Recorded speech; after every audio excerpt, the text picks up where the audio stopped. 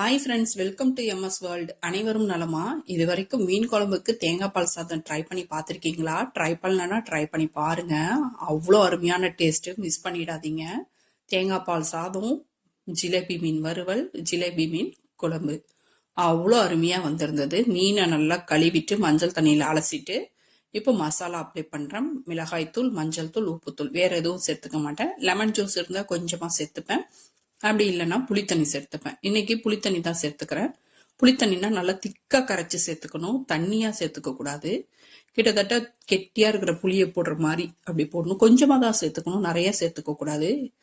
இப்போ நல்லா மசாலாவை தடவிட்டு ஃபைனலாக கொஞ்சம் மீதி மசாலா இருந்துச்சுன்னா அது குழம்புல போடுற மீனுக்கும் லைட்டாக அப்ளை பண்ணி விட்டுருவேன். அப்படி இருக்கிறதுனால நமக்கு குழம்புல இருக்கிற மீனும் டேஸ்டாக இருக்கும்.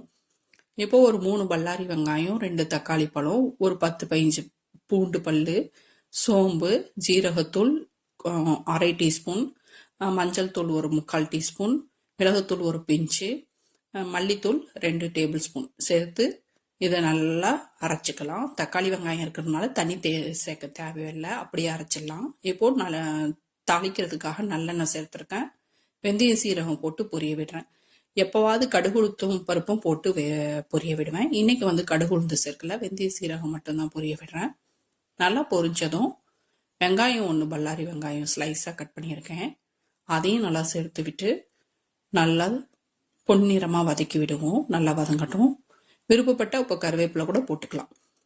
நான் ஒரு டீஸ்பூன் அளவுக்கு தான் மிளகாத்தூள் சேர்த்துருக்கேன், ரொம்ப காரம் சேர்க்கல. உங்கள் தேவைக்கேற்ப நீங்கள் சேர்த்துக்கோங்க. இப்படி மிளகாத்தூளை எண்ணெயிலேயே வறுக்கிறதுனால மீன் குழம்புக்கு பியூட்டிஃபுல்லான கலர் கிடைக்கும். 2 நிமிஷம் ஆனதும் 2 தக்காளி பழம் கட் பண்ணி வச்சுருக்கேன், அதையும் நல்லா வதக்கி கொடுத்துக்கிறேன். தக்காளி தான் அதிகமாக சேர்த்துப்பேன், புளியோட அளவை கம்மி பண்ணிப்பேன். புளி நமக்கு அசிடிட்டி, அதனால் அதிகம் சேர்க்காமல் இருக்கிறது நல்லது. தக்காளி மசிஞ்சதும் அரைச்சி வச்சுருந்த மசாலாவை சேர்த்து பச்சை வாசனை போக நல்லா வதக்கி கொடுக்கணும். இதோட பச்சை வாசனை போச்சுன்னா தான் மீன் குழம்பு நல்லாயிருக்கும், ஒரு பச்சை வாடை அடிக்காமல் நல்லாயிருக்கும். மசாலா நல்லா மூடி போட்டு கூட கொதிக்க வச்சுக்கலாம். நல்லா பச்சை வாசனை போனதுக்கப்புறமா 2 மணி நேரத்துக்கு மேலே ஊற வச்சுருந்த புளியை நல்லா தண்ணியாக கரைச்சி சேர்த்துக்கிறேன். பாருங்கள், இந்த அளவு திக்காக இருக்குது. இப்போ நம்ம எவ்வளோ குழம்பு நம்மளுக்கு தேவைப்படுதோ அதுக்கு தகுந்தா போல் தண்ணி சேர்த்துக்கலாம். தண்ணி நிறையா சேர்த்தாலும் அந்த தண்ணி நல்லா வத்த விடணும். அதில் தான் மீன் குழம்போட டேஸ்டே இருக்குது. கலர் மிளகாத்தூள் எண்ணெயில் வறுக்கும் போது கிடைக்கும். டேஸ்ட் இந்த புளி தண்ணி எல்லாம் வத்தும் போது டேஸ்ட்டு நல்லாயிருக்கும். அது மூடி போட்டு அப்படியே சிம்லேயே கொதிக்க விட்டுட்டேன். இந்த பக்கம் தேங்காய் பால் சாதத்துக்காக 1 டேபிள் ஸ்பூன் நெய் சேர்த்துக்கிறேன். நெய் சேர்க்கறதுனால தேங்காய் பால் சாப்பாடு அவ்வளோ அருமையாக மனமாக இருக்கும். வெந்தயம் மட்டும்தான் இதுக்கு பொரிய விடணும். வெந்தயம் பொரிஞ்சதுமே கருவேப்பிலையும் சேர்த்து பொரிய விட்டு டக்குன்னு 1 டம்ளர் தண்ணி இல்லைன்னா 1 டம்ளர் தேங்காய் பால் சேர்த்துக்கணும். இல்லைன்னா வெந்தயம் கரிஞ்சு நமக்கு கசப்பு அடிக்க ஆரம்பிச்சிடும். அதுக்காக தான் 1 டம்ளர் அரிசிக்கு 2 டம்ளர் தண்ணி வீதம் நான் சேர்த்துப்பேன். அதில் தேங்காய் பாலும் தண்ணியும் அட்ஜஸ்ட் பண்ணி சேர்த்துக்கலாம். தேங்காய் பால் 1 பங்கு சேர்த்துட்டு மீதிக்கு தண்ணி சேர்த்துட்டோம்னா சாதம் ஒன்றோட ஒன்று ஒட்டாமல் நல்லாயிருக்கும். தேங்காய் பால் நிறையா சேர்த்தாலும் டேஸ்டாக தான் இருக்கும். தேங்காய் பால் சாதத்துக்கு மட்டும் தண்ணி கொதிக்க தேவையில்லை, உடனேவே நம்ம அரிசியை சேர்த்துடலாம். 2 மணி நேரத்துக்கு மேலே நல்லா கழுவிட்டு ஊற வச்சிருந்த அரிசியை தண்ணி வடித்து சேர்த்துட்டேன். இந்த பக்கம் மீன் குழம்பு நல்லா கொதிச்சிட்டு இருக்கு. நல்லா கொதிக்கட்டும், கொதிச்சு தண்ணி நல்லா வத்தட்டும், அப்போ தான் நமக்கு நல்லாயிருக்கும் டேஸ்ட்.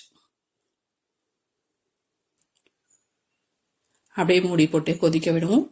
நமக்கு தேவையான அளவு நல்லா வத்தி வர வரைக்கும் வெயிட் பண்ணுவோம்.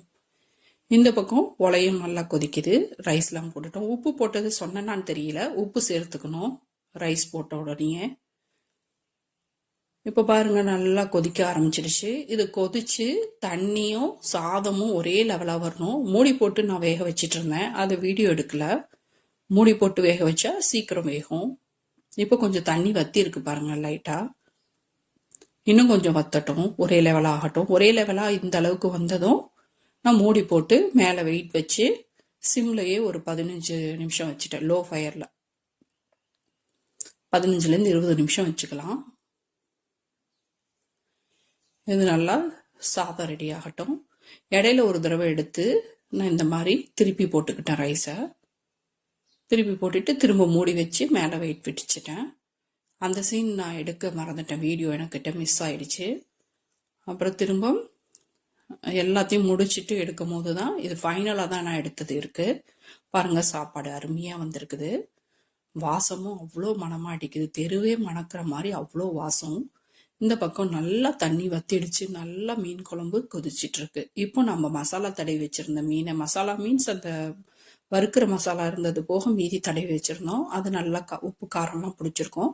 அதை இதில் சேர்த்து மீன் சேர்த்து கையோட தேங்காய் பாலையும் சேர்த்து ஒரு 3 நிமிஷம் கொதிக்க விட்டு மல்லி இலைகளை தூவி நம்ம இறக்கிடலாம். அவ்வளோ அருமையாக இருக்கும். தேங்காய் பால் சாதம், மீன் வறுவல், மீன் குழம்பு.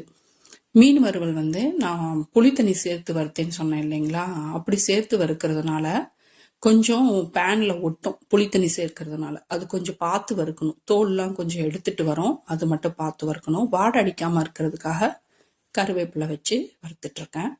பாருங்க, இந்த மாதிரி நல்லா இருக்கிறது மட்டும் தான் நான் வீடியோவில் காமிச்சேன். நீங்களும் ட்ரை பண்ணி பாருங்க. லைக் பண்ணுங்க, சப்ஸ்கிரைப் பண்ணுங்க. தேங்க்யூ.